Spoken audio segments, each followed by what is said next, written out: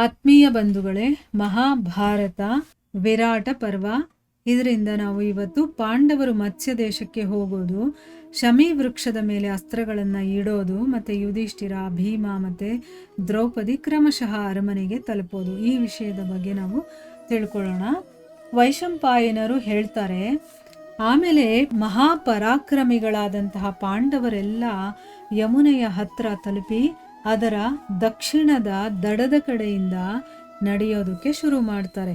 ಅವರ ಯಾತ್ರೆ ಕಾಲ್ನಡಿಗೆನಲ್ಲೇ ಆಗ್ತಾ ಇತ್ತು, ಅಂದರೆ ನಡ್ಕೊಂಡೇ ಹೋಗ್ತಾ ಇದ್ರು. ಅವರು ಕೆಲವೊಂದು ಸರಿ ಪರ್ವತದ ಗುಹೆಗಳಲ್ಲಿ ಮತ್ತೆ ಕೆಲವೊಂದು ಸರಿ ಕಾಡಲ್ಲಿ ಅವರು ತಂಗುತ್ತಾ ಇದ್ರು. ಮುಂದೆ ಹೋಗಿ ಅವರು ದಶಾರಣದಿಂದ ಉತ್ತರದ ಕಡೆ, ಪಾಂಚಾಲದಿಂದ ದಕ್ಷಿಣದ ಕಡೆ, ಶೂರಸೇನ ದೇಶಗಳ ಮಧ್ಯದಿಂದ ಯಾತ್ರೆಗಳನ್ನು ಮಾಡೋದಕ್ಕೆ ಶುರು ಮಾಡ್ತಾರೆ. ಅವರ ಕೈಯಲ್ಲಿ ಧನಸ್ಸಿತ್ತು ಮತ್ತು ಸೊಂಟದಲ್ಲಿ ಕತ್ತಿ ಇತ್ತು. ಶರೀರದ ಬಣ್ಣ ಮಂಕಾಗಿ ಹೋಗಿತ್ತು, ಅಂದರೆ ನಡೆದು ನಡೆದು ಆ ಧೂಳೆಲ್ಲ ಎಗರಿ ಅವರ ಶರೀರದ ಬಣ್ಣ ಎಲ್ಲ ಮಂಕಾಗೋಗಿರುತ್ತೆ. ದಾಡಿ ಮೀಸೆ ಎಲ್ಲ ಬೆಳೆದಿತ್ತು.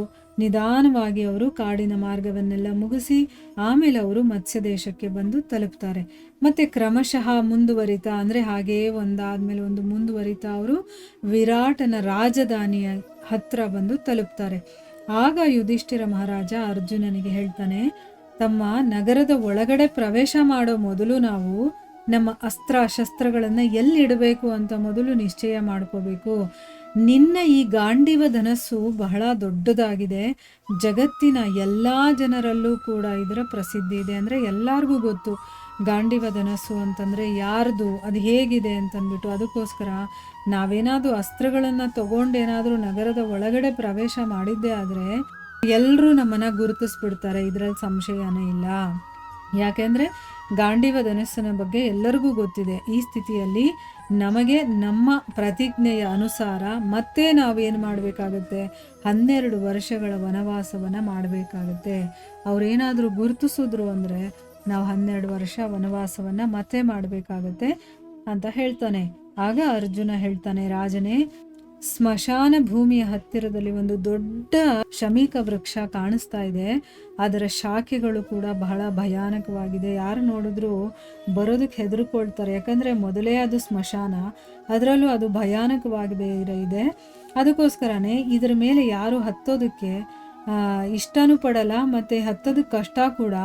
ಅದಲ್ಲದೆ ಈ ಸಮಯದಲ್ಲಿ ಇಲ್ಲಿ ನಾವು ಈ ವೃಕ್ಷದ ಮೇಲೆ ಶಸ್ತ್ರಗಳನ್ನು ಇಡ್ತಾ ಇರೋದನ್ನು ಯಾರೂ ನೋಡೋದಕ್ಕೆ ಸಾಧ್ಯ ಇಲ್ಲ. ಅದು ಸ್ಮಶಾನದಲ್ಲಿ ಬಂದು ಯಾರು ತಾನೇ ನೋಡ್ತಾರೆ ಅಲ್ವಾ. ಈ ವೃಕ್ಷ ರಸ್ತೆಯಿಂದ ಬಹಳ ದೂರ ಕಾಡು ಒಳಗಡೆ ಇರೋದ್ರಿಂದ ಇದರ ಅಕ್ಕಪಕ್ಕದಲ್ಲಿ ಹಿಂಸಕ ಜೀವಿಗಳು ಅಂತಂದರೆ ಏನು, ಕಾಡು ಪ್ರಾಣಿಗಳಿರುತ್ತಲ್ಲ ಅದು ಇರುತ್ತೆ, ಮತ್ತು ಸರ್ಪಗಳು ಕೂಡ ಇದ್ದಾವೆ.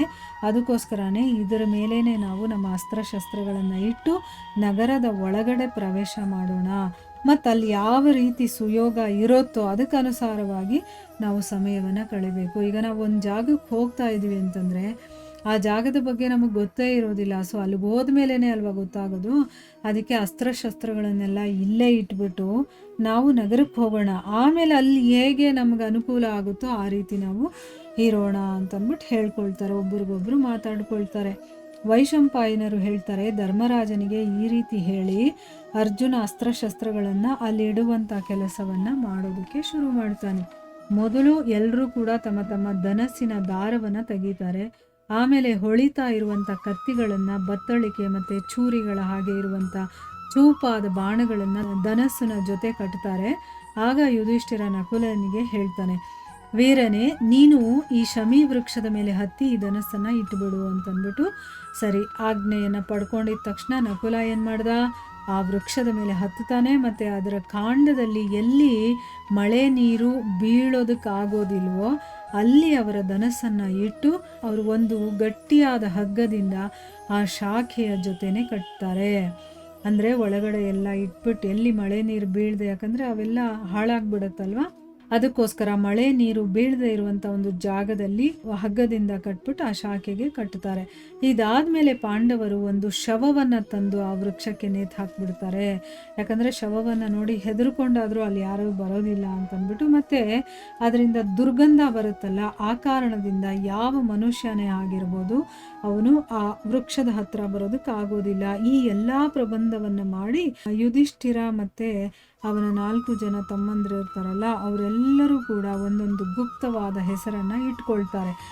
ಅಂದರೆ ಅವ್ರಿಗಿರುವಂಥ ಹೆಸರನ್ನು ಬಿಟ್ಟು ಗುಪ್ತವಾದ ಒಂದು ಹೆಸರುಗಳನ್ನು ಇಟ್ಕೊಳ್ತಾರೆ. ಅದು ಯಾವ ರೀತಿ ಇದೆ ಅಂತಂದರೆ ಜಯ, ಜಯಂತ, ವಿಜಯ, ಜಯತ್ಸೇನ ಮತ್ತು ಜಯದ್ಬಲ ಅಂತಂದ್ಬಿಟ್ಟು.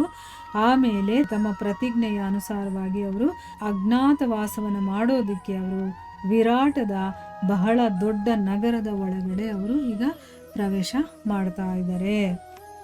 ಅಂದರೆ ಅಸ್ತ್ರಶಸ್ತ್ರಗಳನ್ನೆಲ್ಲ ಬಂದೋಬಸ್ತ್ ಮಾಡಿದ್ರು. ಒಂದು ಸ್ಮಶಾನದಲ್ಲಿ ಒಂದು ಶಮೀಕ ವೃಕ್ಷದಲ್ಲಿ ಇಟ್ಟು ಒಂದು ಶವವನ್ನು ಕೂಡ ನೇತಾಕ್ಬಿಟ್ರು. ವಾಸನೆ ಮತ್ತು ಹೆದರಿಕೆ ಈ ಕಾರಣದಿಂದ ಯಾರೂ ಅಲ್ಲಿಗೆ ಬರೋದಿಲ್ಲ ಅಂತಂದ್ಬಿಟ್ಟು ಈಗ ಅವ್ರದ್ದೇ ಆದಂಥ ಕೆಲವೊಂದು ಹೆಸರುಗಳನ್ನು ಇಟ್ಕೊಳ್ತಾರೆ.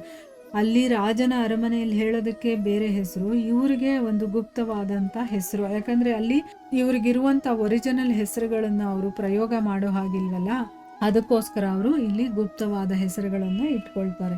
ಇಲ್ಲಿಗೆ ನಾವು ನಿಲ್ಲಿಸೋಣ. ಇದರ ಮುಂದುವರಿದ ಭಾಗ ಇನ್ನೂ ಇದೆ, ಅದನ್ನು ಮುಂದಿನ ಭಾಗದಲ್ಲಿ ತಿಳ್ಕೊಳ್ಳೋಣ. ಹರೇ ಕೃಷ್ಣ.